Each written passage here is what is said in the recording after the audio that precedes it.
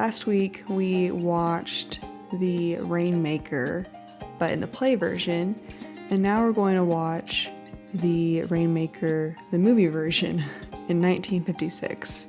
I don't know if it's going to be any different from the play version or the musical version, but I guess we'll see, won't we? I don't know if the plot lines are different, I don't know if the characters are different, I don't know if they restructure the scenes differently or not, so we shall see. Let's go.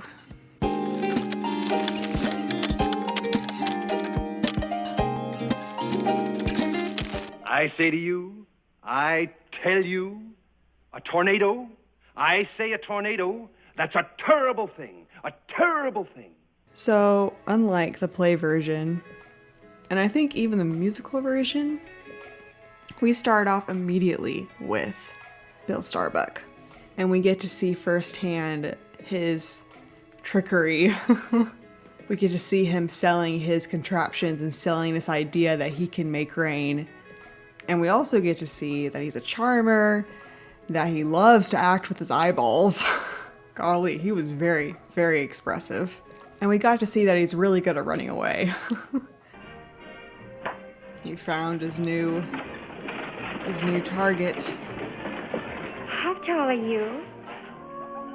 6. He looks pretty tall. That's pretty tall. Yeah. So already, the first two scenes are totally different from the play version. So everything is already so brand new to watch, which is great.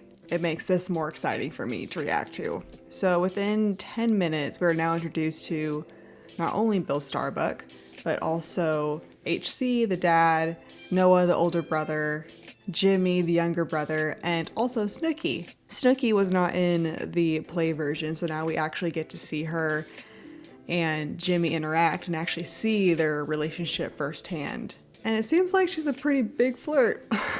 But also what's interesting is we're kind of looking at this through Starbuck's eyes, because he just came into this town like we are. And then if you could tell where the camera angle is and how everything's set up and where it's blocked, it's almost like we're seeing these pockets of interaction with Bill Starbuck and getting to know this family and getting to know this town in a way, because obviously they're at this social dance event. And then in the midst of all that, we kind of see this one family, one brother who's having this whole interaction with this girl, and obviously he's struggling a little bit. A brother who's very concerned about his younger brother, and then seeing the father having a conversation with this townsperson talking about this girl who doesn't have a husband. Which I don't know why he's bringing that up to the father. That's super weird. Hopefully your girl finds a husband. Thanks. There's Lizzie.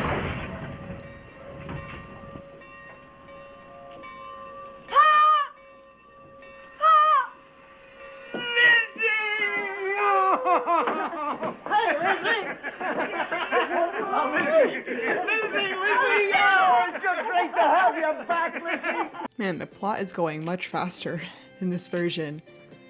Obviously, because I think in a movie, you want things to go faster, because I think even back in the 1950s, people don't want to just sit there looking at a screen for a long period of time. So you want to keep their attention by driving the story forward as fast as possible.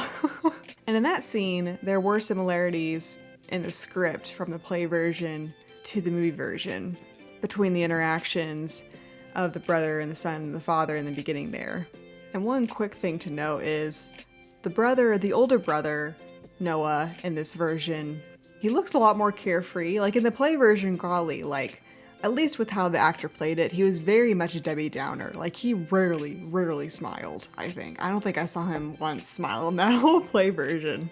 But in this version, the older brother, I mean, yes, he still acts protective. We saw that whole interaction between Noah and Jimmy.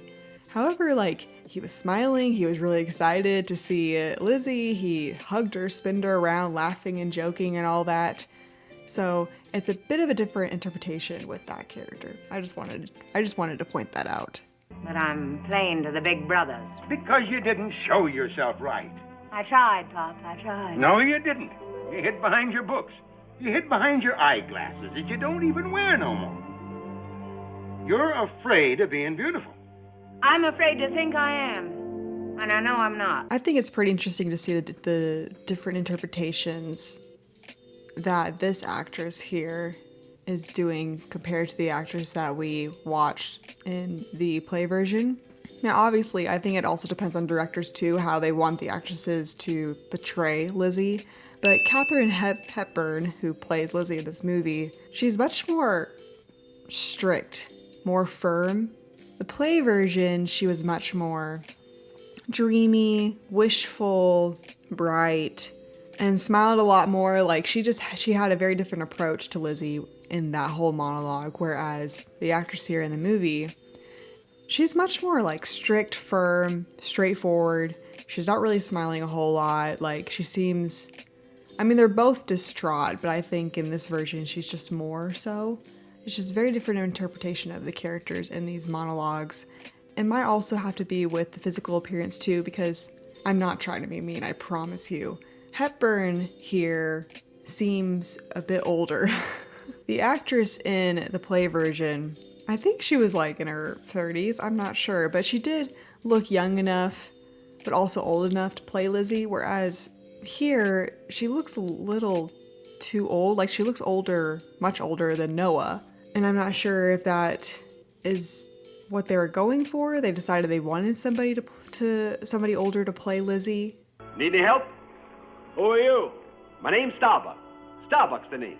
What can we do for you? That's the wrong question, mister. The question is, what can I do for you? So in this version, Starbuck is introduced to the boys first before Lizzie. He doesn't come into their house. He doesn't barge in and says hello. They meet him out in the field. And also we actually get to see the cattle. We get to see how bad the situation is. And the whole landscape is there's no greenery at all. It looks hot, it looks dry.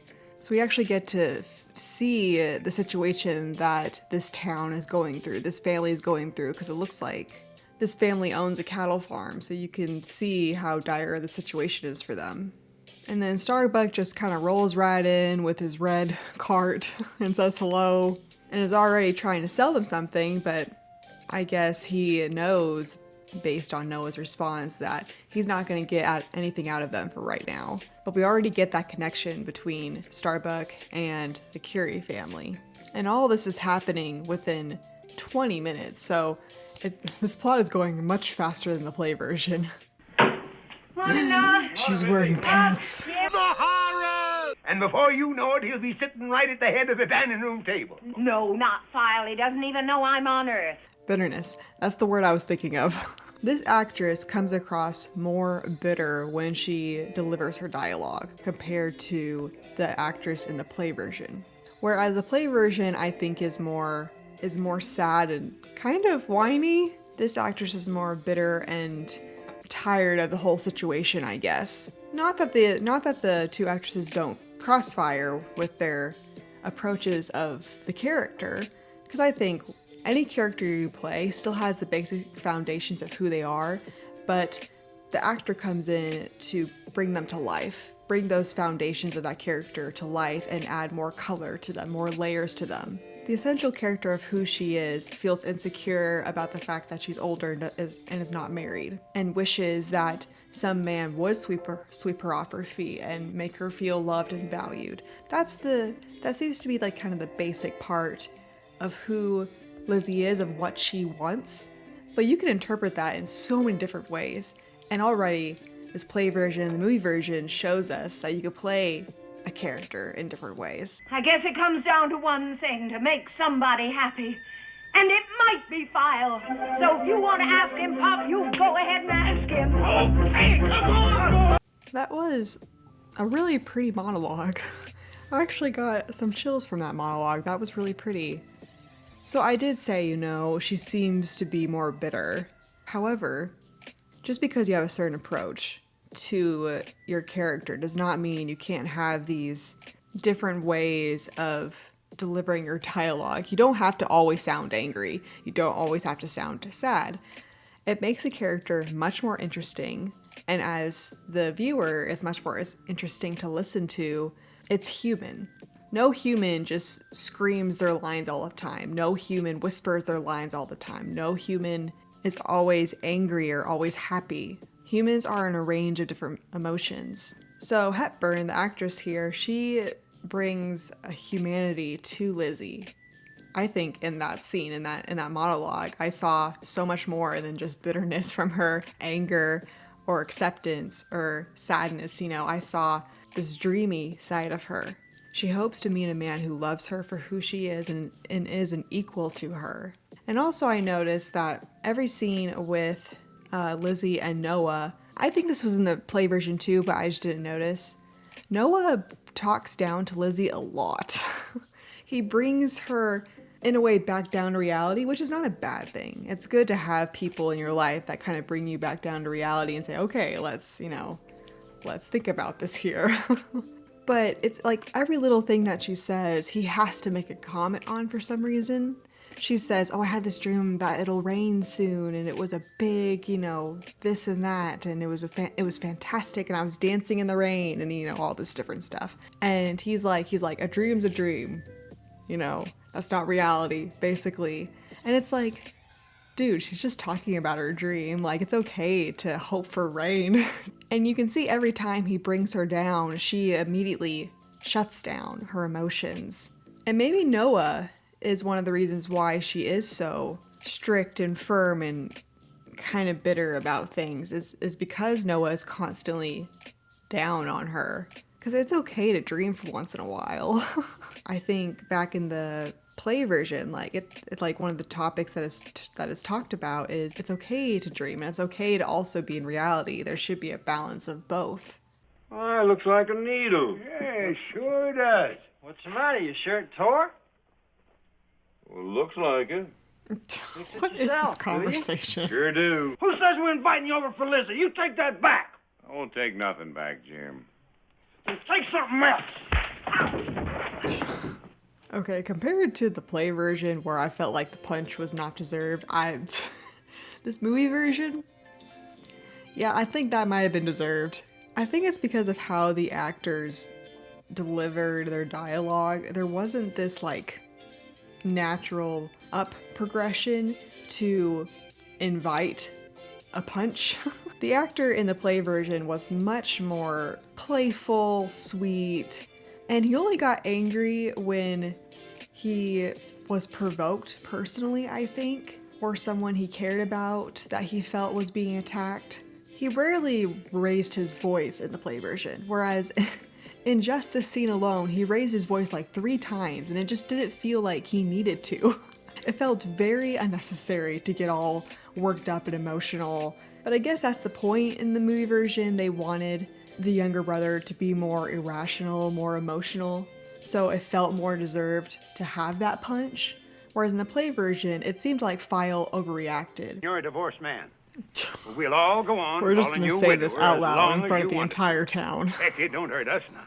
But you, a fellow who shuts himself up with that lie, he needs mending. I don't think I liked how that scene went. I don't like how it was blocked.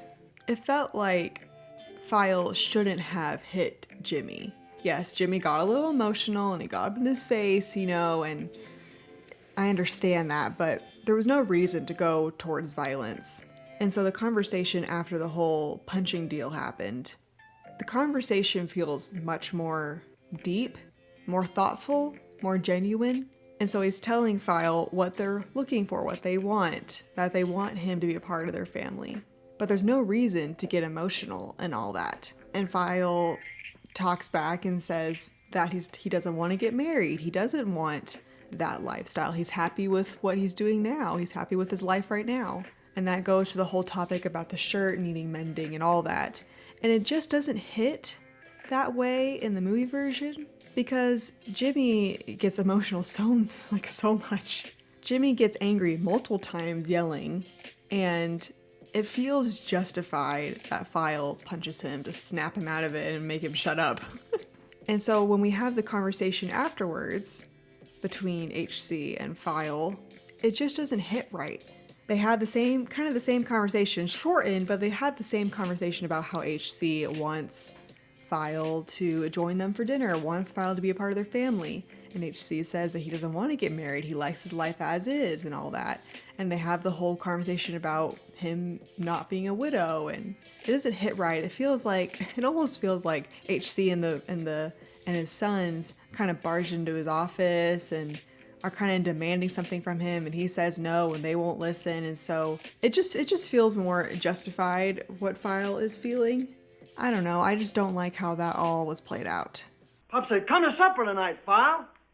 And when Pop said that, well, did you notice how his face kind of lighted up? Did you notice that? Yeah. Yes, sir. File was real friendly.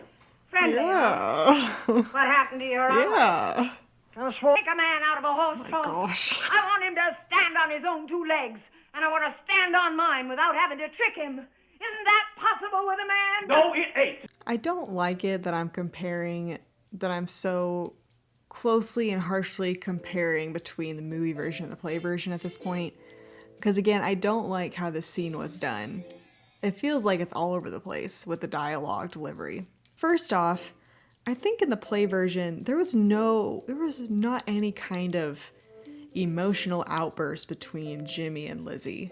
Like in the play version, they were so loving towards each other, and even if they did get frustrated with each other, they never yelled at each other. They never like physically push them away or make fun of or any of those kinds of things. And they're both so emotional that it just the emotions just keep rising and rising and rising to where you're like, when is the balloon gonna pop? And with how Jimmy delivers his dialogue in this scene, in the play version, it's so fun, it's so funny, and he delivers the dialogue in a way where the point of what Jimmy's trying to do is cheer up Lizzie, make her laugh, make her feel valued, encourage her, saying, yes, you can be a lady, you can flirt and you can do these certain things, you can wiggle your hips and whatever. Like he's doing all that to be funny, to lighten up the mood. And here, I mean, he just seems upset the entire time, and half of the time I'm like, why is he so upset? Like, yes, it is his sister, and he loves his sister, but I don't understand his approach at all. Like, what is he trying to tell Lizzie here while he's delivering this dialogue? To me, it sounds like he's saying, you're not good enough. Which maybe he is. Maybe that's what the directors wanted when they blocked this scene. They wanted Lizzie to feel inferior and feel like she's not enough, and Jimmy's the one to do that. And also, I remember Noah was, I think out of all the characters in this family, Noah was the most angriest in a way. It was more subtle until the very end, but he was the most angry and bitter and more pessimistic guy. But in this scene, it doesn't seem like that at all. He's just kind of the voice of reason. And HC is kind of in the background. He doesn't feel like a father.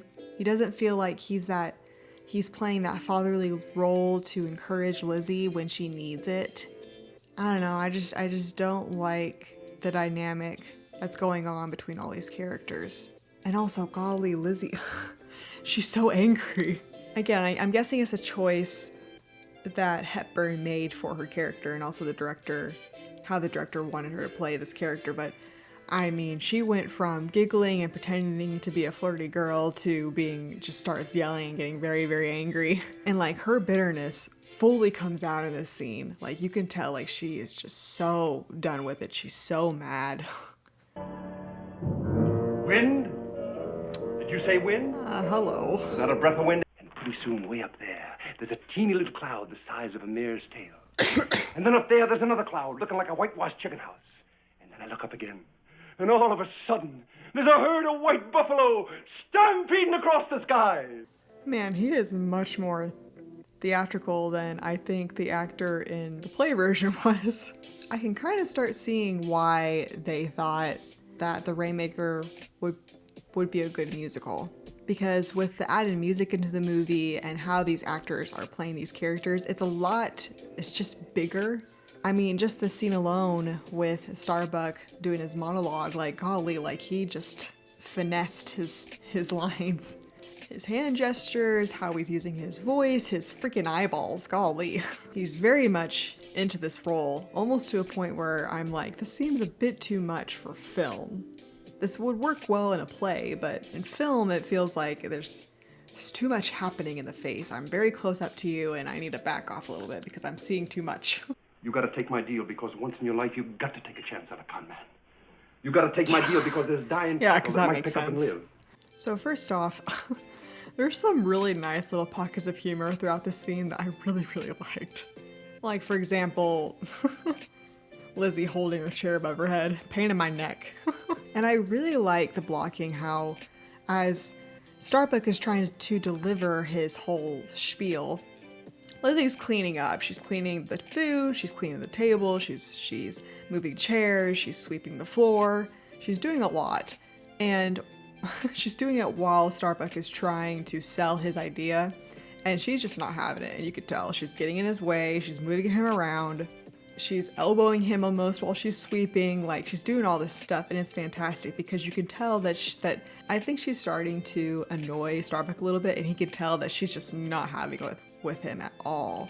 And I think that's going to help build up their dynamic in a couple minutes later on in this scene. And I think it works well because I think it makes more sense that he confronts her because she's annoyed him so much to this point. Whereas in the play version, he kind of singles her out. And I didn't feel like it was necessary. It didn't make much sense besides she's a woman. However, I think there is this uneven dynamic between all the characters and allowing Starbuck to tell them what to do. Because in the play version, it was Lizzie and Noah that were against this whole deal, very against it. And then there was Jimmy and HC that were for this whole idea. Well, in this version, it feels like it's just Lizzie that's really against it because they kind of put Noah in the category of he is reluctant about it and you could tell he definitely does not want to do anything Starbuck tells him to do. But he's kind of a pushover in this version, in this movie. He lets his father tell him what to do and he pays the money, and then when Starbuck tells him to go outside and tie up an animal, and he's like, no, and the father's like, yes, you're gonna do it, and he's like, oh golly, dang it, like, you know, just rushes out of the house.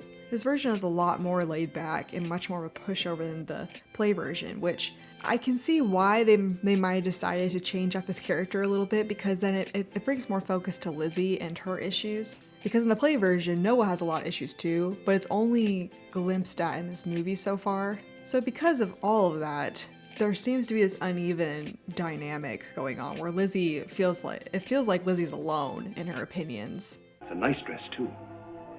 Brand new, ain't It it? is a nice dress, I agree. You expecting somebody? The dress in the play version, it was kind of plain to None of me. your business. This one's a lot prettier, more showy. Woman gets It's herself all a decked really out, she nice must be dress. expecting a beau. Lizzie, I'm sad about you. You don't believe in nothing. Not even in yourself. Okay, like I said before, because of how Lizzie treated him since the very get-go when he came into the house, it all kind of led up to... I'm about to sneeze. Because of how Lizzie treated him, Starbucks has had enough. And so Starbuck, I mean, he was leaving the house, and then she opened up her mouth, and then he was like, okay, well, she had her fun, so now I'm gonna have mine. I'm gonna tell her how it is. I'm done with this woman. And his approach to this character is so interesting because I think it's so different from the play version. In the play version, I talked a lot about how, like, it's very obvious that Starbuck is a con man. He's a manipulator. He emotionally manipulates people to use their emotions for his own gain, and he responds accordingly based on how they act. Here in this movie, it's completely different. I'm actually convinced that Starbuck is not a con man because of how he acted throughout that entire scene. You know, he says his whole spiel, you know, that he can bring rain and all that. He convinces all the guys to do his stuff. But throughout all that, Lizzie is completely ignoring him, completely, like, almost kind of brushing him off, like literally sometimes elbowing him, trying to make him go away. And he's annoyed by that. He obviously does not like being ignored. Seems like he lets that bother him. Like he gets really bothered by her acting this way towards him. So when he's about to leave and then she starts talking, it's like he has enough, and then he kind of snaps, it seems like. How he delivers his lines, like when he talks about his family, like it sounds like he wishes he was as talented as his family. Like, this is a real story. He has these brothers that are so talented and he's nothing like them. and he wants to be somebody special, and so God gave him the power to make rain. That might be unbelievable, but the parts about his family and the parts about him wanting to be this great man, and he talks about this, I'm pretty sure, later on in the script. It seems like it comes from a genuine place, and it doesn't seem like he's trying to manipulate Lizzie at all. It seems like Starbuck has an insecurity. It seems like Lizzie poked Starbuck, so Starbuck is kind of retaliating with that, and it's just so much more emotional. It's less calculating compared to the play version. Also, another thing that is really interesting is the dad. The dad tells Lizzie, I'm going to do this, I'm going to take this risk because we need this rain, and I'm willing to do that. I'm willing to look like a fool. And Starbuck sees that, and he seems to appreciate it based on how he responds to it. He seems so appreciative of that, and he wants to give them rain. This actor, I think it's Burt Lancaster, has a completely different approach to Starbuck compared to the one in the play version. Like, it's very, very different. The play version is more calculating, the movie version is more emotional.